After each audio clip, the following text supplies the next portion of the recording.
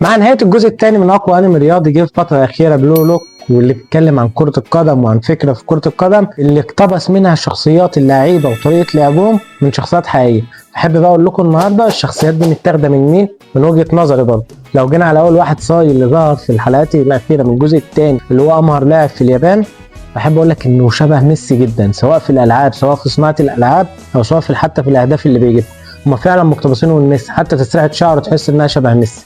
بس في الناحيه الثانيه خورين بقى هو مقتبس 99% من كريستيانو رونالدو، شبه كريستيانو في الموهبه اللي اتولد بيها، وانه كان بيسك موهبته دي خلال التدريب بطريقه مرعبه. رين طول الوقت انت بتشوفه هو بيتدرب اصلا، هو فعلا نسخه كريستيانو رونالدو، حتى في الجسم في الطول طريقه الاهداف، انه بيقدر يشوط الكوره بطريقه وبيحسب كل حاجه في الطريقه، مش سايب اي حاجه للحظ، ودي حقيقه بيصنع حظه بايده، فهو شبه كريستيانو قوي.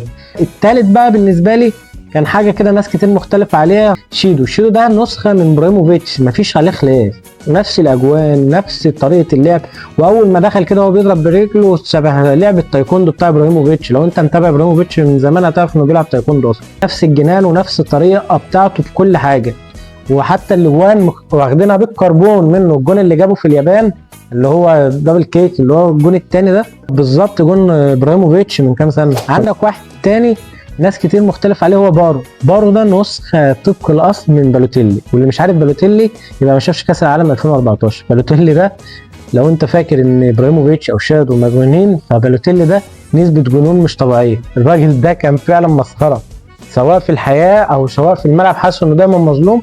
ولو حاسس ان بارو نسخه افواره مش ممكن تبقى موجوده في لعب الكوره، احب اقول لك ان بالوتيلي ده هم اساسا ما عرفوش يوصلوا للجنون اللي ظهروا بيه بارو، حتى احتفاله في شبه من بارو. لاعب كمان بقى شيجرو اللاعب اللي ابو شعر حلو ده، هو نسخه طبق الاصل من جاريث بيل، سواء في السرعه اللي ملهاش نهايه، سواء في الاصابات هو نسخه منه، حتى في لونه في الشعر الناعم هو نسخه جاريث بيل. في بقى لاعب ان احنا كلنا هنختلف عليه هو ناغي دوت، ناس كتير مختلفه، هو مش شبه حد بس هو شبه واحد كلنا بنحبه، هو نسخه من صلاح دايما الناس هنا في مصر بتشبهه ان هو عنصر السرعه، عشان كده كانوا هم مقتنعين انه شبه شيرو. لا، صلاح لو تلاحظ اكتر حاجه بتميزه عن اي لاعب مصري تاني هو استلامه للكوره، وده اللي كان بيتميز بيه ناغي. اول ما بيستلم الكوره هو عارف هو هيعمل ايه، ده اللي بيفرقه عن اي لاعب تاني وبيخليه مميز، ولو انت متابع الموسم ده هتعرف. إيساغي بقى اللي هو بطل الانمي، هقول لك رايي وبرضه ده هيختلف في ناس كتير. إيساغي نسخه من كريم بنزيما، وخصوصا في الفتره اللي كان كريستيانو بيلعب معاه. إيساغي طول ماتشه مع اليابان هو العنصر اللي يلم اللعيبه عليه، بيلم المدافعين عشان رين اللي هو نسخه كريستيانو ياخد راحته ويجيب اجوان.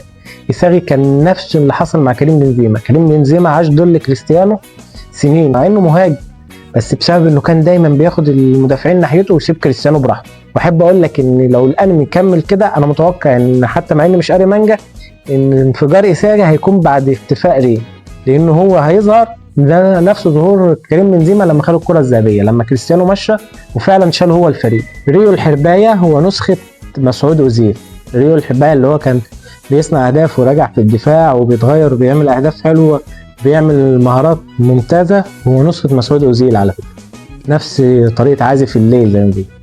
فأنا شايفه كده. كل الناس ديت تعتبر بالنسبه لي كنت طول ما انا بتفرج حاسس ان في ناس، وفي ناس حاسسها شبه ناس تانية كمان واكتر. لو انت مختلف معايا قول لي رايك في الكومنتات، لو انت شايف ان في لعيب تاني شبه لعيب قول لي برضه، لان تقريبا كل اللعيبه انا مقتنع انها شبه لعيبه تانية.